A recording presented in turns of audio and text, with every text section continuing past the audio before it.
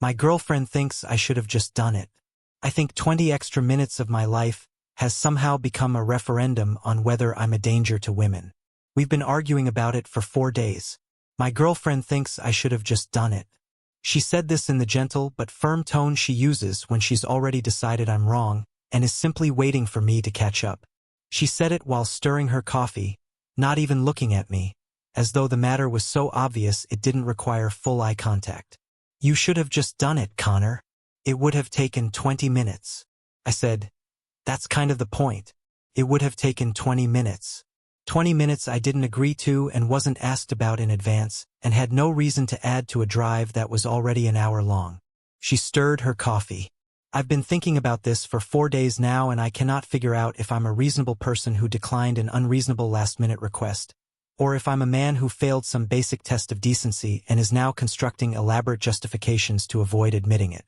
Both feel possible in my darker moments. In my lighter moments, I'm pretty confident I did nothing wrong.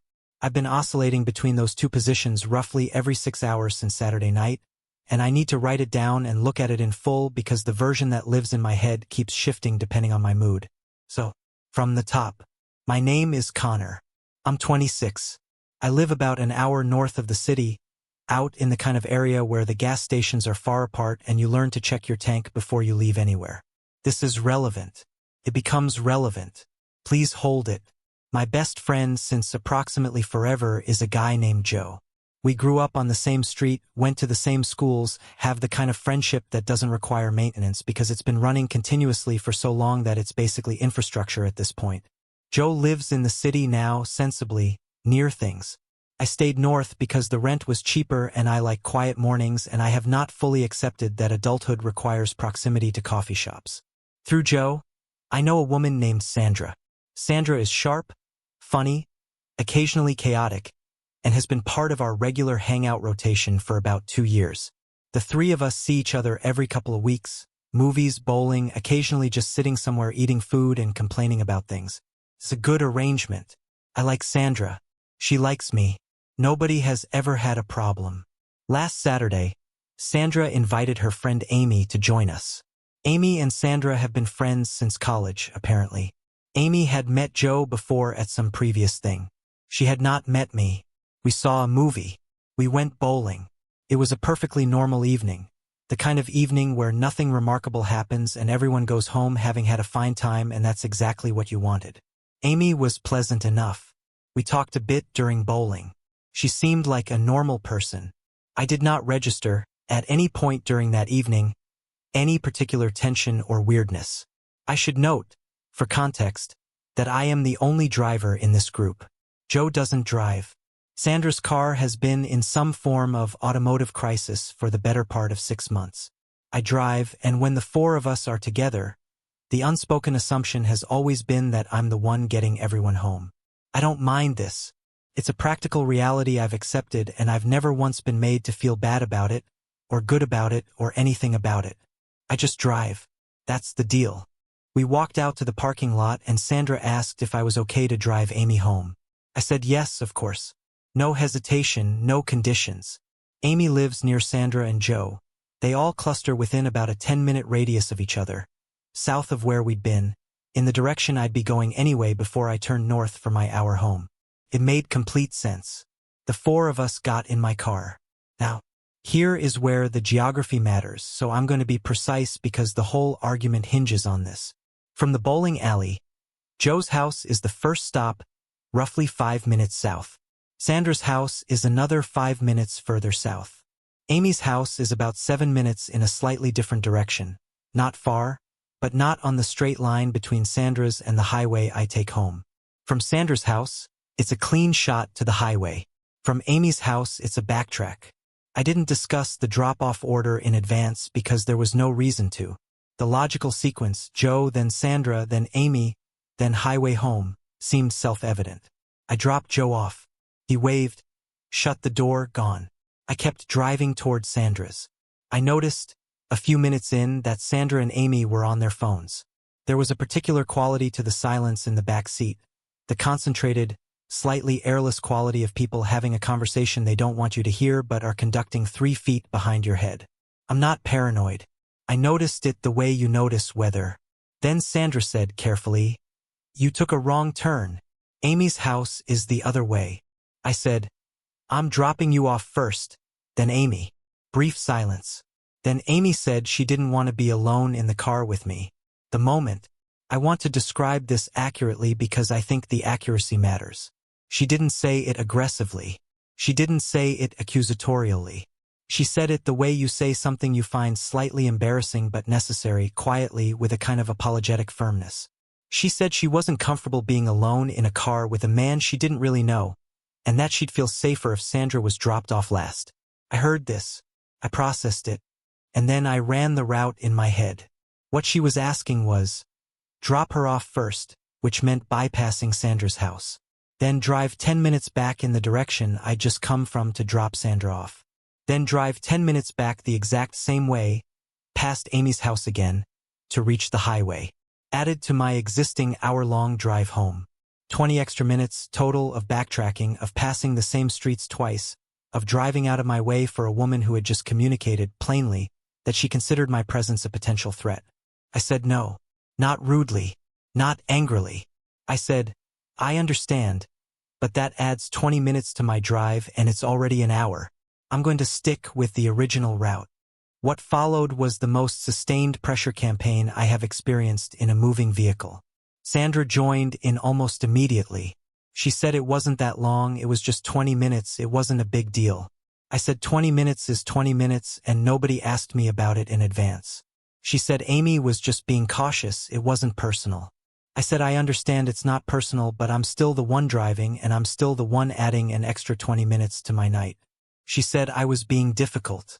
I said I was being the person who drives everyone home and I'd like some say in the route. Amy, to her credit, mostly stayed quiet once she'd made the initial request. It was Sandra doing most of the talking. But the silence from the back seat had weight to it. The specific weight of someone who is disappointed in you and making sure you can feel it. I kept driving. I dropped Sandra off. Amy got out of the car too. She shut the door harder than she needed to, not a full slam, but the particular controlled force door shut that communicates irritation while maintaining plausible deniability. Like, it wasn't a slam, but we both know what it was. I drove home. It took an hour and 4 minutes because there was construction on the highway. I sat with the whole thing in the dark of my car and tried to figure out how I felt about it.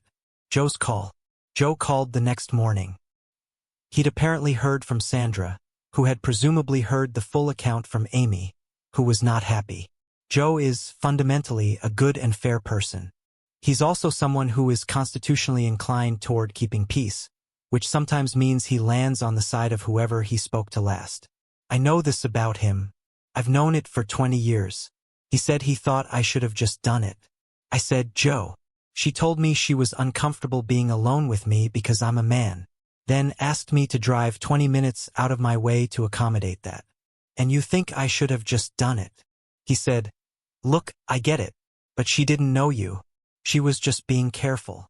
I said, I get that too, but being careful doesn't mean other people have to rearrange their lives to manage your caution. I said I'd drive her home. I was driving her home. She didn't like the order of stops. Joe was quiet for a moment. Then he said, it was 20 minutes, man. And I said, it's always 20 minutes, man. That's what I keep hearing. Like 20 minutes is nothing. But if it's nothing, why couldn't she just sit in the car for 5 minutes while I dropped Sandra off? He didn't have a clean answer to that. He said he'd feel differently if it had been his sister in the situation, and I said I understood that, and I do understand it, and that still doesn't change my answer. My girlfriend's name is Priya. She is smart and kind and has, in 2 years together, been right about enough things that I take her seriously when she disagrees with me. I told her the story that evening. I told it as accurately as I could, including the parts that didn't flatter me. She said, you should have just done it. I said, E.T. too. She said, Connor, a woman told you she felt unsafe. You could have helped her feel safe and it would have taken 20 minutes. Why is the 20 minutes the most important thing here? I said, because nobody asked me about it in advance. Because the reason I was being asked was that she'd already decided I was a potential threat before I'd done anything to suggest that. Because I was doing everyone a favor by driving at all, and the favor got extended without my input. Priya said, "She doesn't know you." I said, "Right.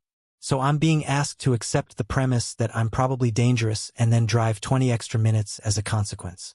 Does that seem fair to you?" Priya was quiet in a way that meant she was actually thinking about it rather than waiting for her turn to respond, which is one of the things I love about her. Then she said, "I don't think it's about whether it's fair to you. I think it's about whether you're the kind of person who, when a woman says she's uncomfortable, does the small thing that fixes it." I said, "I drove her home. She made it to Sandra's house safe.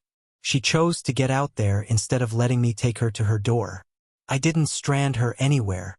Priya said, "You made her feel like her discomfort was an inconvenience." I said, "Her discomfort was an inconvenience. That's not the same as her discomfort not being real or valid. It just also inconvenienced me." We've had some version of this conversation 3 more times since.